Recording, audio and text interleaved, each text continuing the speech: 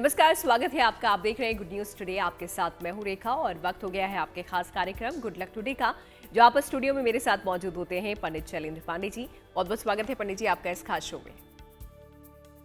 नमस्कार।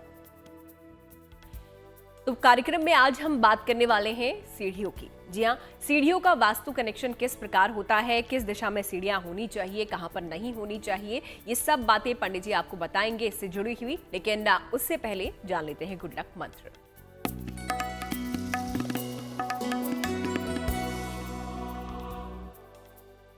एक बात का हमेशा ध्यान रखिएगा जीवन में कि प्रयोग करने के बाद अपनी पुस्तक यानी अपनी किताब, अपनी कॉपी, अपनी डायरी और अपनी पेन, इनको खुला मत छोड़िए। आपने किताब पढ़ी, उसको उल्टा करके खुला छोड़ दिया, पेन का इस्तेमाल किया, कैप निकाल करके छोड़ दिया, ऐसा बिल्कुल मत करिए। क्योंकि अगर आप ऐसा करते हैं, अपनी पुस्तक को, कॉपी को, पेन को खुला छोड़ते हैं, तो हमेशा कंफ्यूजन के, हमेशा भ्रम के शिकार होंगे और सही समय पर सही निर्णय नहीं ले पाएंगे। गुड लक मंत्र के बाद अब आगे बढ़ते हैं और बात कर लेते हैं पंचांग की। देखते हैं 16 अप्रैल यानी कि रविवार का पंचांग क्या है।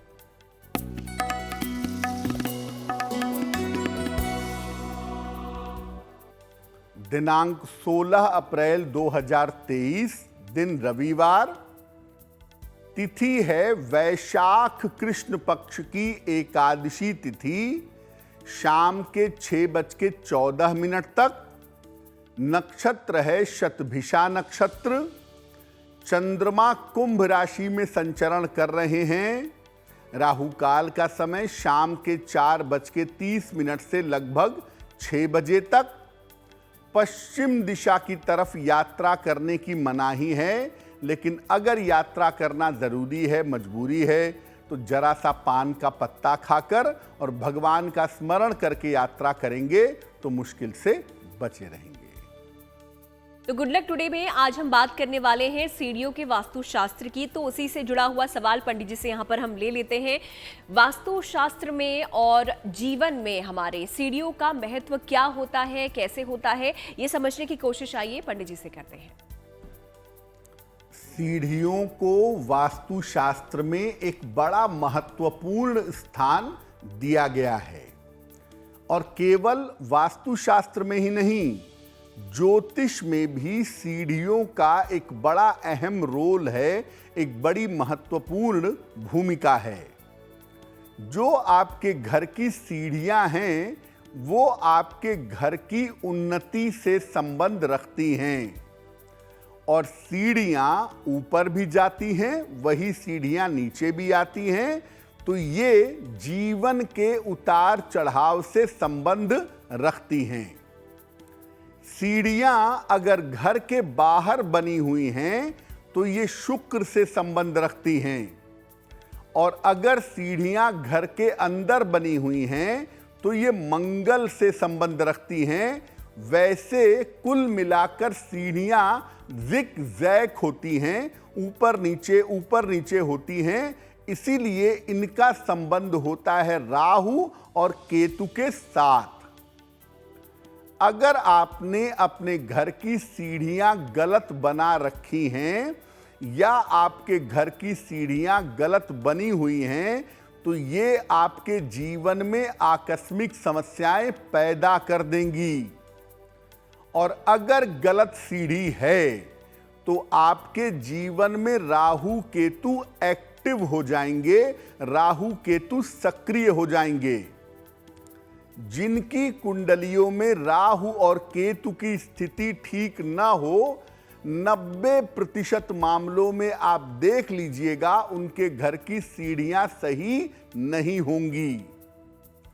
या जिनके घर की सीढ़ियां सही नहीं बनी होंगी, वो अक्सर राहु केतु की बाधा से प्रभावित होंगे, राहु केतु की बाधा से परेशान होंगे। राशियों के बारे में भी हम बात कर लेते हैं, क्योंकि गुड लक टुडे में आपकी राशियों का हाल हम आपको बताते हैं। तो सबसे पहले देख लेते हैं मेष, वृष और मिथुन राशि का भाग्यफल क्या कहता है।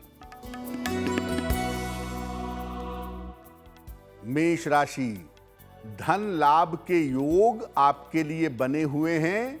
इस समय थोड़ा सा प्रयास करने पर भी आपको धन की प्राप्ति अवश्य होगी। संतान पक्ष की उन्नति होगी और शिक्षा प्रतियोगिता के मामले में आपको सफलता मिलेगी। किसी निर्धन व्यक्ति को अगर धन का दान कर दें तो आपका दिन और भी ज्यादा बेहतर होगा।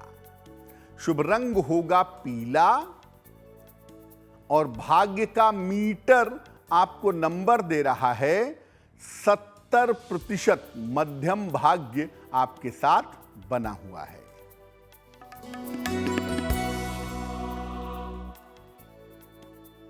वृषभ राशि, करियर में सफलता मिलने के योग बन रहे हैं। रुके हुए तमाम काम आपके पूरे होंगे। किसी मित्र का सहयोग इस समय में आपको प्राप्त होगा। भगवान सूर्य को अगर जल अर्पित कर दें तो आपका दिन और भी ज्यादा बेहतर होगा। शुभ रंग होगा नीला और भाग्य का मीटर आपको नंबर दे रहा है 80%। बहुत अच्छा भाग्य आपके साथ बना हुआ है।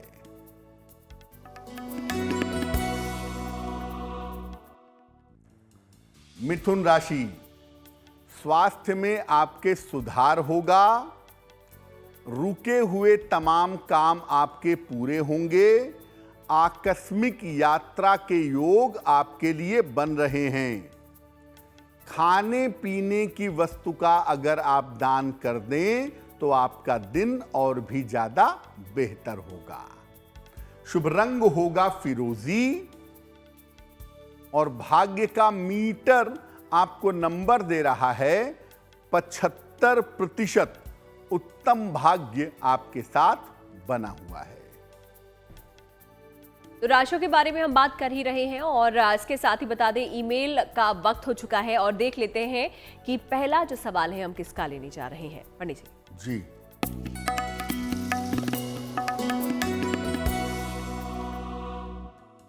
आज का पहला प्रश्न रुचि दुबे ने हमें लिखा है। सीतापुर उत्तर प्रदेश से लिखती हैं।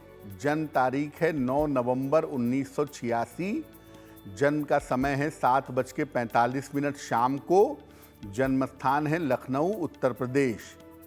ये लिख रही हैं कि शादी के 10 साल बीत चुके हैं और पति इनके नोएडा में नौकरी करते हैं। ये खुद सीतापुर में नौकरी करती हैं। साथ में नहीं रह रहे हैं तो साथ में रहने का योग कब बन पाएगा। रुचि आपकी कुंडली मिथुन लग्न की है और आपकी राशि बनती है कुंभ। ज्योतिष के हिसाब से 1 साल आपको और सब्र करना पड़ेगा। 2024 के अप्रैल के बाद ये संभावना जरूर बनती है कि आपके पति का स्थान परिवर्तन होगा। इसकी संभावना ज्यादा है और आप भी थोड़ा स्थान परिवर्तन करेंगी और फिर आप दोनों साथ में रह पाएंगे। अप्रैल 2024 के बाद ये संभावना बन रही है। कुंडली की मुश्किल क्या है कि आपकी कुंडली में चंद्रमा की जो प्लेसमेंट है उसको थोड़ा बेहतर करने की आवश्यकता है।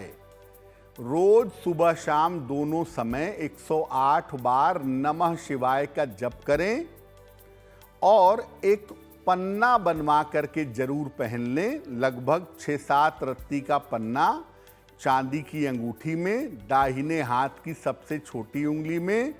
बुधवार की शाम को पन्ना पहनने से आपको लाभ होगा। अगर आप भी कोई सवाल पंडित जी से पूछना चाहते हैं तो आप भी अपने सवाल हमें लिख दीजिए। ईमेल आईडी आपकी टीवी स्क्रीन पर है, इसी पर आपको अपने सवाल हम तक पहुंचाने हैं। आगे बढ़ते हुए अगले सवाल पंडित जी से ले लेते हैं और सीढ़ियों के वास्तुशास्त्र की हम बात कर रहे हैं। तो सीढ़ियों के निर्माण में अगर हम अपने घर में, अपनी फ्लैट में और या फिर अपने बिजनेस में कहीं पर भी हम सीढ़ियां अगर बना रहे हैं तो उनका निर्माण जब कर रहे हैं कौन सी ऐसी बातें हैं जिनको ध्यान में रखना बेहद जरूरी हो जाता है वास्तु के हिसाब से, आइए समझते हैं। सीढ़ियां जब आप अपने घर में बना रहे हैं तो सीढ़ियां नैऋत्य कोण में, नैऋत्य कोण होता है दक्षिण पश्चिम का कोना। साउथ वेस्ट का जो कॉर्नर है, नैऋत्य कोण है, यहां पर सीढ़ियां सबसे ज्यादा उत्तम मानी जाती हैं। सीढ़ियों का निर्माण उत्तर से दक्षिण की तरफ होना चाहिए या पूरब से पश्चिम की तरफ होना चाहिए। मुख्य द्वार के सामने ईशान कोण में यानी पूरब उत्तर के कोने में या आग्नेय कोण में यानी दक्षिण पूर्व के कोने में सीढ़ियां नहीं होनी चाहिए। सीढ़ियां जितनी कम घुमावदार होंगी उतना ही ज्यादा अच्छा होगा, उतना ही ज्यादा बेहतर होगा। और सीढ़ियों का जो स्टेप है, सीढ़ियों का जो हिस्सा है जिस पर आप पैर रख करके चढ़ते हैं, वो हमेशा चौड़ी होनी चाहिए और सीढ़ियों पर प्रकाश की उत्तम व्यवस्था भी होनी चाहिए। बहुत सारे लोग ऐसा करते हैं कि सीढ़ियों के नीचे बाथरूम, स्टोर या जल वाली चीजों को स्टोर करते हैं। ऐसा नहीं होना चाहिए। सीढ़ियों के नीचे टॉयलेट, बाथरूम, स्टोर, जल वाली चीजें नहीं होनी चाहिए। और भूल कर भी सीढ़ियों के नीचे मंदिर मत बनाइएगा। सीढ़ियों के नीचे बाथरूम बनाना और मंदिर बनाना सबसे ज्यादा दोष पैदा करता है। ये आपके जीवन में सफलता के अवसरों को घटा देगा, घर में अशांति पैदा करेगा और घर में महिलाओं को लेकर के समस्याएं हमेशा बनी रहेंगी। तो कृपा करके सीढ़ी के नीचे बाथरूम बनाइए नहीं, सीढ़ियों के नीचे मंदिर मत बनाइए, क्योंकि ऐसा करना आपके लिए काफी खराब हो सकता है। आइए अब कार्यक्रम को आगे बढ़ाते हैं और बात कर लेते हैं अगली 3 राशियों की और देख लेते हैं कर्क, सिंह और कन्या राशि का भाग्यफल क्या कहता है।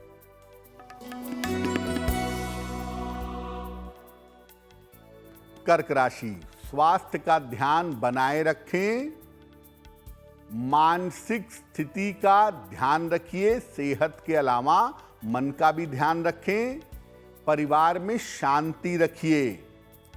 किसी निर्धन व्यक्ति को अगर गुड़ का दान कर दें तो आपका दिन और भी ज्यादा बेहतर होगा। शुभ रंग होगा पीला और भाग्य का मीटर आपको नंबर दे रहा है 60%, यानी मेहनत ज्यादा होगी, भाग्य थोड़ा कम रहेगा।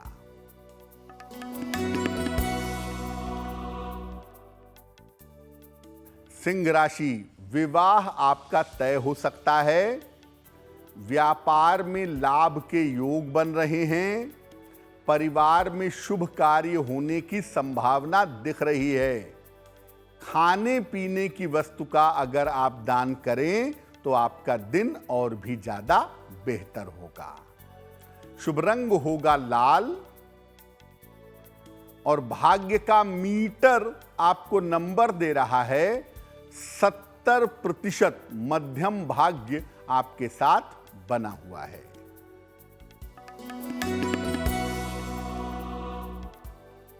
कन्या राशि, आपके स्वास्थ्य में सुधार होगा, करियर में आपको सफलता मिलेगी, बेवजह के दौड़ भाग से इस समय बचाव करना चाहिए। भगवान सूर्य को अगर आप जल अर्पित कर दें तो आपका दिन और भी ज्यादा बेहतर होगा। शुभ रंग होगा क्रीम और भाग्य का मीटर आपको नंबर दे रहा है 65%, यानी जितनी मेहनत करेंगे उतना ही आपको लाभ होगा। आगे बढ़ते हुए अब वक्त हो जाता है एक बार फिर से ईमेल का, यानी कि आप लोगों के सवाल का। तो किस तरीके से आपको अपने सवाल हम तक पहुंचाने हैं तो कार्यक्रम में हम आपको बता ही रहे हैं, लेकिन फिलहाल हम किसका सवाल ले रहे हैं आइए देख लेते हैं। पंडित जी।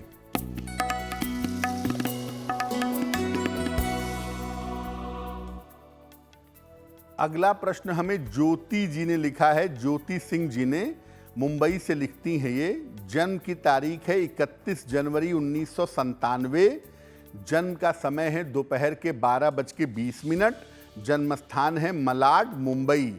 ये कह रही हैं कि क्या मैं बीएड कर पाऊंगी, क्या मेरे लिए बीएड करना अच्छा होगा और मेरा स्वास्थ्य कैसा रहेगा। ज्योति आपकी कुंडली बनती है मेष लग्न की और आपकी राशि बनती है तुला। महादशा बृहस्पति की और अंतरदशा राहु की चल रही है सितंबर 2024 तक। देखिए, थोड़ी सी दिक्कतें आएंगी आपका एडमिशन होने में, लेकिन अगर आप ईमानदारी से प्रयास करेंगी तो आपका बीएड में एडमिशन होगा। और अगर आप बीएड कर लेती हैं तो निश्चित रूप से शिक्षा क्षेत्र में आगे बहुत अच्छा करियर अपना बना पाएंगी। आपको अपने डाइजेशन की समस्याओं का और सर्दी जुकाम की समस्याओं का हमेशा ध्यान रखना होगा, क्योंकि ये संभावना आपकी कुंडली में थोड़ी सी गड़बड़ दिखाई दे रही है। अपने अच्छे करियर के लिए, अपने अच्छे जीवन के लिए एक मोती बनवा के पहने। 10-12 रत्ती की मोती चांदी की अंगूठी में, दाहिने हाथ की कनिष्ठिका उंगली में, सबसे छोटी उंगली में, शुक्ल पक्ष के सोमवार की रात को मोती पहनना शुभ रहेगा। और दूसरा काम करें, नित्य प्रातः सूर्य भगवान को जल चढ़ाएं तो इसके परिणाम बहुत शुभ होंगे। देखिए, सीढ़ियाँ आपको जब आप उसका निर्माण कर रहे हैं तो किस प्रकार आपको करना है, किन चीज़ों का ध्यान आपको रखना है और कौन सी गलतियाँ यहाँ पर नहीं करनी है सीढ़ियों का निर्माण करते वक्त, ये पंडित जी ने आपसे कुछ ही देर पहले आपको बताया है। लेकिन अगर आपकी जो सीढ़ियाँ हैं वो बनी हुई हैं, गलत बन गई हैं, तो उसके लिए आप क्या कुछ उपाय कर सकते हैं, उसके वास्तु दोष को किस प्रकार आप दूर कर सकते हैं, आइए जानते हैं। अब हो सकता है कि जब आपने सीढ़ियाँ बनाई हों तो आपको जानकारी ना रही हो, अपनी कन्वीनियंस के हिसाब से, सुविधा के हिसाब से सीढ़ियाँ बना ली हों आपने, और बाद में उसकी वजह से जीवन में दिक्कतें पैदा हो रही हों। क्या उपाय करना चाहिए? देखिए, सीढ़ियों का जो रंग है, सीढ़ियों के जो स्टेप हैं उसका भी, और सीढ़ियों पर अगर कारपेट बिछा लिया है, कुछ बिछाया है तो उसका रंग भी, या सीढ़ियों पे अगर मार्बल है, टाइल है तो उसका रंग सफ़ेद रखिए। सीढ़ियों के साथ वाली दीवार पर लाल रंग का स्वस्तिक लगा दीजिए। सीढ़ियाँ दीवार से मिलकर के ही ऊपर बढ़ती हैं, तो जिस दीवार के सहारे वो ऊपर बढ़ रही हैं उस पर एक लाल रंग का स्वस्तिक लगा दें। अगर सीढ़ियों के नीचे कुछ गलत निर्माण करा लिया है, आपने स्टोर बना लिया है, टॉयलेट बना लिया है, हटा सकें तो बहुत अच्छा है, नहीं तो वहां पर एक तुलसी का पौधा लगाइए। सीढ़ियों के नीचे अंधेरा नहीं होना चाहिए, सीढ़ियों के नीचे प्रकाश की उचित व्यवस्था करिएगा। सीढ़ियों के नीचे लाइटिंग बिल्कुल ठीक रहना जरूरी है। सीढ़ियों की शुरुआत वाले स्टेप पर, जहां सीढ़ियां शुरू हो रही हैं, जो पहला कदम है वहां, और जहां सीढ़ियां खत्म हो रही हैं, जो अंतिम कदम है वहां, शुरुआत वाले स्टेप पर और खत्म होने वाले स्टेप पर एक हरे रंग का डोरमैट रख दीजिए। सीढ़ियों के नीचे एक काम आप जरूर कर सकते हैं कि सीढ़ियों के नीचे पढ़ने लिखने की वस्तुएं रख सकते हैं, किताब का रैक बना सकते हैं, और अगर जगह है, लाइट पर्याप्त है तो पढ़ने की व्यवस्था भी कर सकते हैं।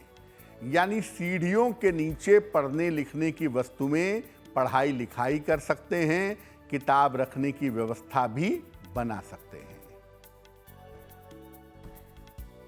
अगली 3 राशियों का वक्त हो चुका है, क्योंकि आपके दिन कैसा बीतने वाला है और भाग्य आपका कितना साथ देने वाला है पंडित जी आपको बता रहे हैं। तो अगली जो 3 राशियां हैं, तुला, वृश्चिक और धनु राशि, आइए उनके बारे में भी जान लेते हैं और आपको बता देते हैं कि आपका दिन कैसा गुजरेगा। पंडित जी।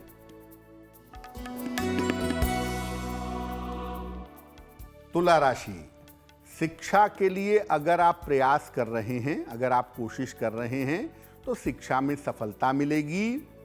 करियर में आपके कुछ अच्छा बदलाव होगा और स्वास्थ्य आपका बेहतर होता चला जाएगा।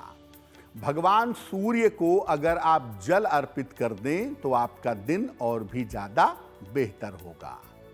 शुभ रंग होगा हरा और भाग्य का मीटर आपको नंबर दे रहा है 75%। उत्तम भाग्य आपके साथ बना हुआ है।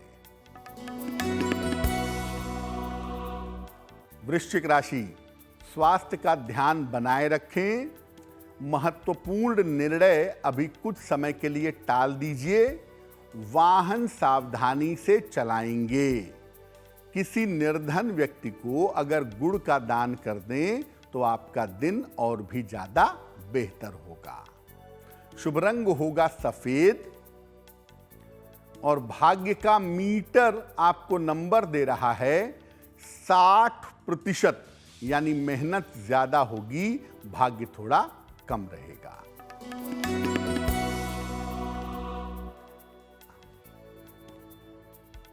धनु राशि, इस समय किसी छोटी यात्रा पर जा सकते हैं। धन लाभ के योग आपके लिए बन रहे हैं। कोई पुरानी समस्या इस समय आपकी हल हो जाएगी। किसी निर्धन व्यक्ति को अगर धन का दान कर दें तो आपका दिन और भी ज्यादा बेहतर होगा।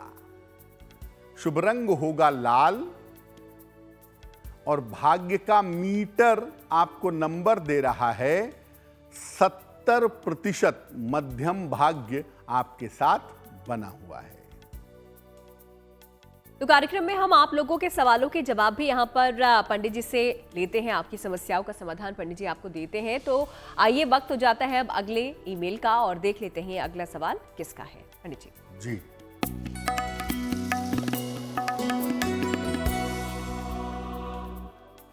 अगला प्रश्न हमें अनिल पारिक जी ने लिखा है। जयपुर से लिखते हैं ये।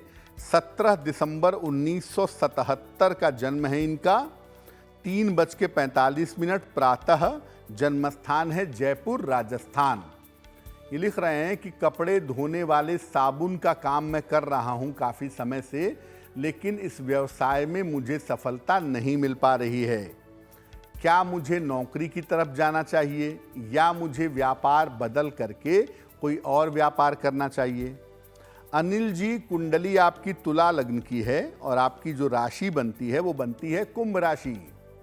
इस कुंडली में फिलहाल के लिए मैं कहूँगा कि अभी आप अपने साबुन का व्यवसाय धीरे धीरे समेटिए और नौकरी की तरफ जाइए। आपको ठीक ठाक नौकरी मिल जाएगी।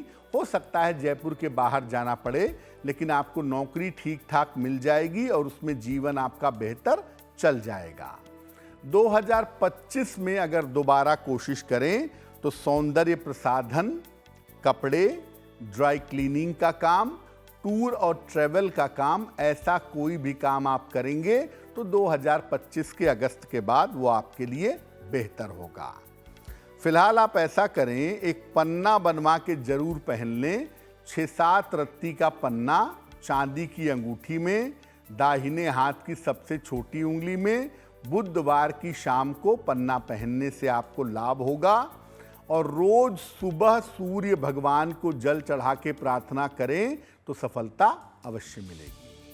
अगर आप भी कोई सवाल पंडित जी से करना चाहते हैं और अभी तक आपने अपने सवाल हमें नहीं भेजे हैं तो जल्दी से सवाल लिखिए और उन्हें भेज दीजिए हमें इस ईमेल आईडी पे जो आप अपनी टीवी स्क्रीन पर देख रहे हैं। आगे बढ़ते हैं और अब जान लेते हैं बरुथनी एकादशी के बारे में भी। जी हाँ, 16 अप्रैल को है बरुथनी एकादशी और इसका महत्व क्या होता है, इसकी महिमा क्या होती है, आइए समझ लेते हैं। जैसा कि रेखा ने बताया कि 16 अप्रैल को एक बड़ा महान पर्व भी है, बरुथनी एकादशी का पर्व। इसकी महिमा क्या है? देखिए, ये एकादशी आती है वैशाख कृष्ण पक्ष की एकादशी तिथि को हम वरुथनी एकादशी कहते हैं। इस एकादशी का व्रत रखने से व्यक्ति को हमेशा समृद्धि मिलती है और जीवन में सौभाग्य की प्राप्ति होती है। इसमें भगवान विष्णु के या भगवान कृष्ण के मधुसूदन स्वरूप की उपासना की जाती है। इस दिन यानी वरुथनी एकादशी पर अगर आप रात में जग करके उपासना करें, रात में जग करके पूजा करें, साधना करें, तो जीवन में मंगल ही मंगल होता है, जीवन में शुभता ही शुभता आती है। वरूथनी एकादशी का महत्व इसलिए भी है क्योंकि इस दिन स्वामी वल्लभाचार्य का जन्म भी हुआ था। पुष्टि मार्गीय जो वैष्णव होते हैं, जिस परंपरा के स्वामी वल्लभाचार्य जी थे, पुष्टि मार्गीय वैष्णवों के लिए यह दिन बड़ा महत्वपूर्ण होता है और वो इस एकादशी का विशेष विधान के साथ, विशेष प्रेम के साथ पालन करते हैं। अगर आप वरूथनी एकादशी पर रात्रि में जागरण करके तपस्या करें, साधना करें, मंत्र जप करें, तो निश्चित रूप से आपकी तमाम मनोकामनाएं पूरी होंगी और निश्चित रूप से जीवन की तमाम बाधाओं से आप मुक्त हो जाएंगे। अगर आप धन संपत्ति की, समृद्धि की बाधाओं से परेशान हैं, तो वरूथनी एकादशी पर रात में जागरण करके पूजा अवश्य करिएगा। कार्यक्रम को अब आगे बढ़ाते हैं और आखिरी 3 राशियों के बारे में पंडित जी से जान लेते हैं। और ये आखिरी 3 राशियां हैं जिसके बारे में पंडित जी आपका भाग्य आपको बताएंगे। मकर, कुंभ और मीन राशि। आइए देखते हैं इनका भाग्यफल।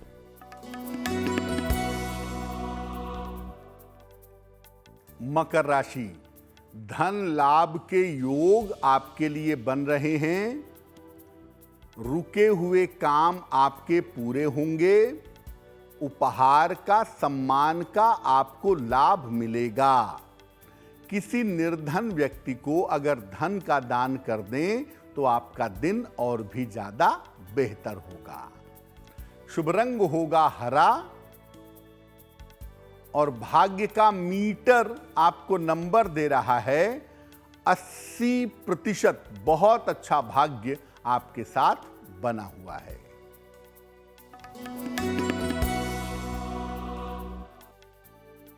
कुंभ राशि, स्वास्थ्य में सुधार होता दिख रहा है। शत्रु और विरोधी आपके परास्त होंगे। करियर के मामले में आपको बड़ी सफलता मिलेगी। भगवान सूर्य को अगर आप जल अर्पित कर दें तो आपका दिन और भी ज्यादा बेहतर होगा।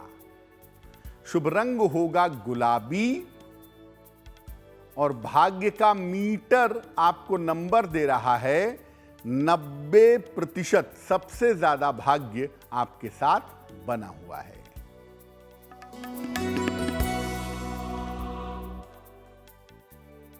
मीन राशि, वाहन सावधानी से चलाइएगा। लिखा पढ़ी के मामले में सावधानी रखेंगे और करियर में किसी भी तरह की लापरवाही मत करिएगा।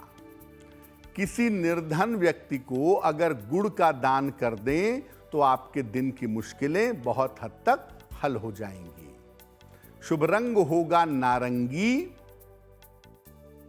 और भाग्य का मीटर आपको नंबर दे रहा है 60%। मेहनत ज्यादा होगी, भाग्य थोड़ा कम रहेगा। और वक्त हो जाता है अब आज के आखिरी सवाल का, यानी कि आखिरी ईमेल का। और देख लेते हैं आखिरी सवाल हम किसका लेने जा रहे हैं, उनकी समस्या क्या है, जिसके लिए पंडित जी समाधान बताने वाले हैं। पंडित जी।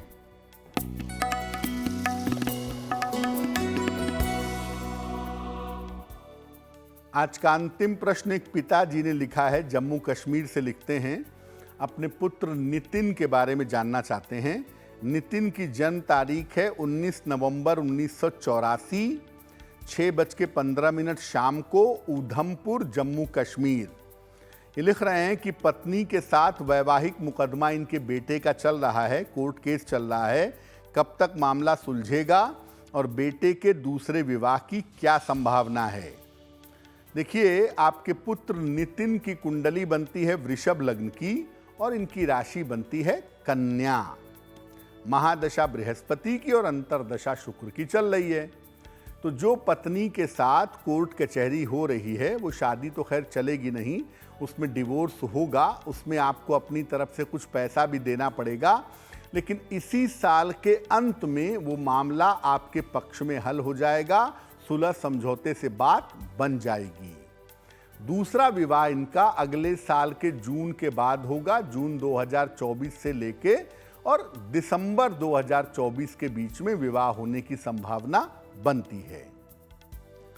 अभी आप इनको बोलिए कि रोज सुबह शाम एक एक बार हनुमान चालीसा का पाठ करें, एक बार सुबह एक बार शाम को, और एक ओपल बनवा के पहन लें, लगभग 10-12 रत्ती का ओपल चांदी की अंगूठी में, दाहिने हाथ की तर्जनी उंगली में।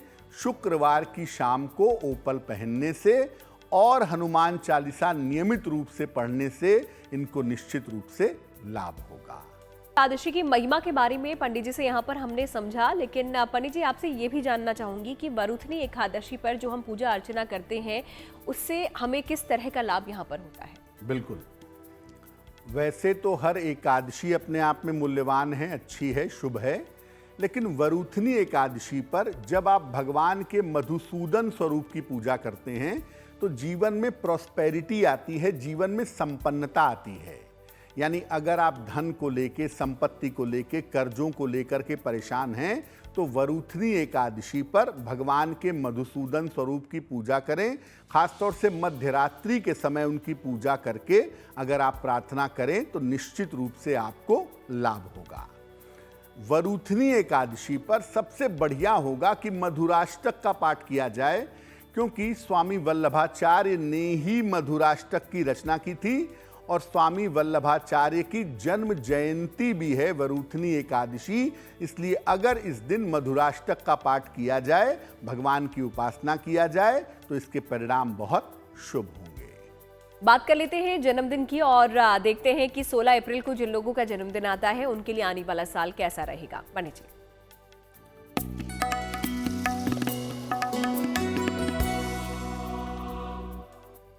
जिन लोगों का जन्मदिन 16 अप्रैल को है उन्हें हम सबकी तरफ से जन्मदिन की हार्दिक शुभकामनाएं। आने वाले वर्ष में आपकी आर्थिक स्थिति में और आपके कर्जों में सुधार होगा। करियर की तमाम समस्याएं आपकी हल होंगी इस साल, लेकिन विवाह और संतान के मामलों में थोड़ा विलंब हो सकता है। साल के अंत में थोड़ा सा अपने स्वास्थ्य का भी ध्यान बनाए रखेंगे। क्या करेंगे? पूरे साल भर आदित्य हृदय स्तोत्र का पाठ करेंगे तो आपके लिए बहुत शुभ रहेगा।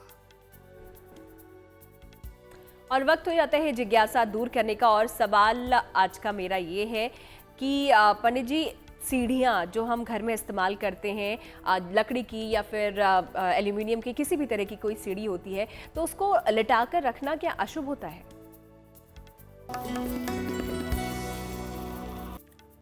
बांस की सीढ़ियाँ, लकड़ी की सीढ़ियाँ, मेटल की सीढ़ियाँ, लोगों का कहना है कि सीढ़ियों को लिटाकर मत रखिए, दीवार पर टिका करके खड़ा करके रखिए। क्यों? लेटी हुई सीढ़ी मृत व्यक्ति को ले जाने की प्रतीक मानी जाती है। जब किसी व्यक्ति का देहांत हो जाता है तो एक बांस की सीढ़ी बना करके उसके शव को उस पर रख के तब ले जाते हैं। तो लोगों को लगता है कि सीढ़ी अगर लिटा करके रखेंगे तो इसका मतलब तो अशुभ हो जाएगा, बुरा हो जाएगा, इसलिए लोग सीढ़ी को लिटा के नहीं रखते। इसका मतलब ये समझते हैं किसी की मृत्यु होने पे ऐसा करते हैं, तो ऐसा न किया जाए। लेकिन देखिए, इसका अशुभता से कोई संबंध नहीं है। मरना तो सबको ही है एक दिन, मृत्यु सबसे निकटवर्ती है, उसे रोक सकते नहीं हैं। तो अगर आप इस भय से नहीं रखते हैं तो ये आपके भय की वजह से है, इसका ज्योतिष से कोई लेना देना नहीं है। और अगर आप इसको लिटा करके रख भी देंगे सीढ़ी, तो इससे जीवन में अशुभ हो जाएगा, ऐसा संभव नहीं है। गुड लक टुडे में अब बात कर लेते हैं शुभ पहर की, और शुभ पहर हम आपको इसलिए बताते हैं कि अगर आप कोई नए कार्य की शुरुआत करना चाहते हैं और चाहते हैं कि जो भी कार्य आप करने जा रहे हैं उसमें सफलता हासिल हो, तो इस दौरान आप कर सके। तो पंडित जी, 16 अप्रैल रविवार का शुभ पहर क्या है?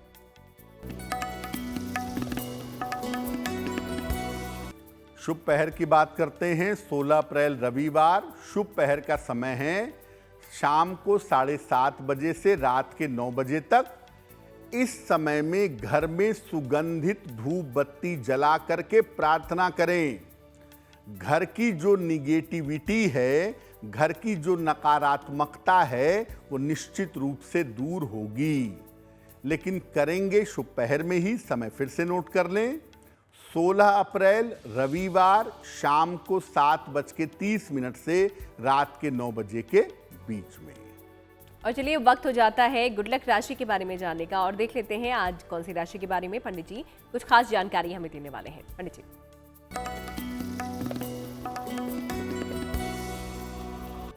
हम आपको अलग अलग राशियों के बारे में बता रहे हैं कि उनको जीवन में खतरा किससे होता है। आज की जो गुड लक राशि है वो है वृश्चिक। इनको जीवन में अतिरेक से खतरा होता है, हर चीज में जरूरत से ज्यादा इन्वॉल्वमेंट, अति जिसको कहते हैं, ये हर चीज में अति कर देते हैं, उससे इनको खतरा होता है।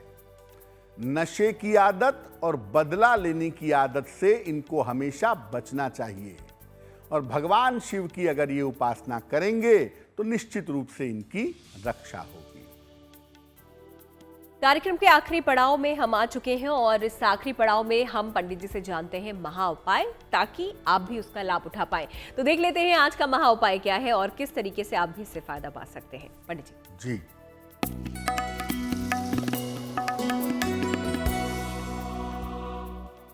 अगर आप काफी समय से बीमार हो, रोग का पता न चल रहा हो, अब जब रोग का पता नहीं चलेगा तो कारण पता नहीं है तो निवारण भी पता नहीं होगा, क्या करना चाहिए? रोगी के सिरहाने कटोरी में पानी में हल्दी घोल करके उसके सिरहाने कहीं भी पलंग के नीचे, सर के आसपास, टेबल के ऊपर रख दीजिए। या तो रोगी को तुलसी की माला पहना दीजिए गले में या कलाई में, और या उसके तकिए के नीचे सिरहाने रख दीजिए। सप्ताह भर में रोग का कारण क्या है और उसका निवारण क्या है, ये दोनों ही चीजों का पता निश्चित रूप से चल जाएगा।